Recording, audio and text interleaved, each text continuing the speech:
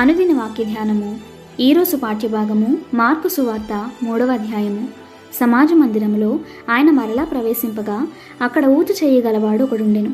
అచ్చటి వారు ఆయన మీద నేరము మోపవలనని ఉండి విశ్రాంతి దినమున వానిని స్వస్థపరచునేమో అని ఆయనను కనిపెట్టుచుండిరి.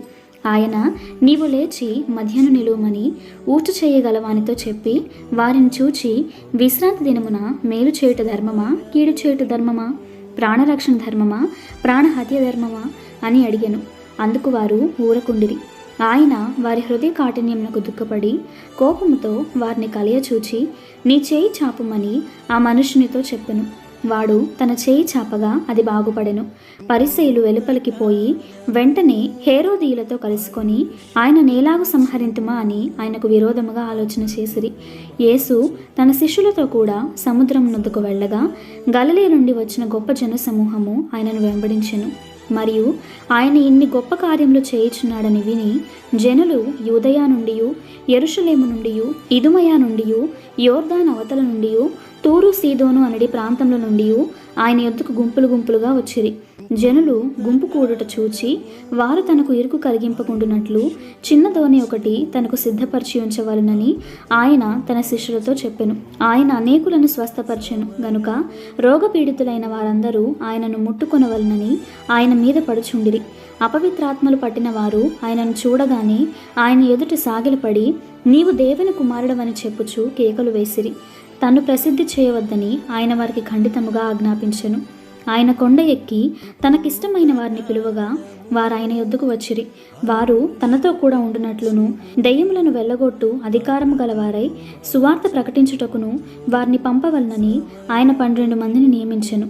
వారెవరనగా, ఆయన పేతురను పేరు పెట్టిన సీమోను, జబదయ కుమారుడగు యాకోబు, అతని సహోదరుడగు యోహాను, వీరిద్దరికి ఆయన బోయనెర్గేసు అను పేరు పెట్టెను.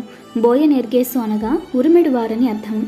ఆంద్రేయ, ఫిలిప్పు, బర్తలోమయి, మత్తయి, తోమా, అల్ఫయి కుమారుడగు యాకోబు, తద్దయి, కనానీయుడైన సీమోను, ఆయనను అప్పగించిన ఇస్కరియోతు యూదా అనువారు. ఆయన ఇంటిలోనికి వచ్చినప్పుడు జనులు మరలా గుంపు కూడి వచ్చిరి గనుక భోజనము చేయుటకైనను వారికి వీలు లేకపోయాను. ఆయన ఇంటి వారు సంగతి విని ఆయన మతి చెలించి ఉన్నదని చెప్పి ఆయనను పట్టుకొనబోయిరి. యెరూషలేము నుండి వచ్చిన శాస్త్రులు, ఇతడు బయల్జెబూను పట్టిన వాడై దెయ్యముల అధిపతి చేత దెయ్యములను వెళ్ళగొట్టుచున్నాడని చెప్పిరి. అప్పుడు ఆయన వారిని తన యొద్దకు పిలిచి ఉపమాన రీతిగా వారితో ఇట్లానెను. సాతాను ఎలాగూ వెళ్ళగొట్టును? ఒక రాజ్యము తనకు తానే విరోధంగా వేరుపడిన ఎడల ఆ రాజ్యము నిలువనేరదు. ఒక ఇల్లు తనకు తానే విరోధముగా వేరుపడిన ఎడల ఆ ఇల్లు నిలువనేరదు. సాతాను తనకు తానే విరోధముగా లేచి వేరుపడిన ఎడల వాడు నిలువలేక కడతేరును. ఒక బలవంతుడైన వానిని మొదట బంధించితేనే తప్ప ఆ బలవంతుని ఇంటచొచ్చి వాని సామాగ్రి దోచుకొనలేడు. బంధించిన ఎడల వాని ఇల్లు దోచుకొనవచ్చును. సమస్త పాపులను మనుష్యులను చేయు దూషణలన్నీ వారికి క్షమింపబడును గాని పరిశుద్ధాత్మ విషయమై దూషణ చేయు వాడెవడును క్షమాపణ పొందక నిత్య పాపము చేసిన వాడై ఉండునని మీతో నిశ్చయముగా చెప్పుచున్నానెను.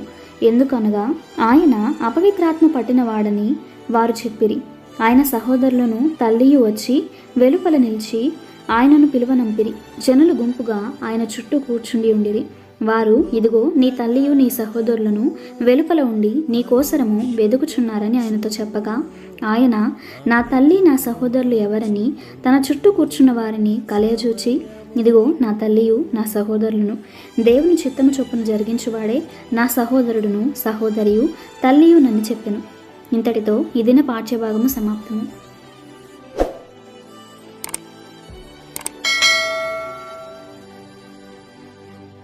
Come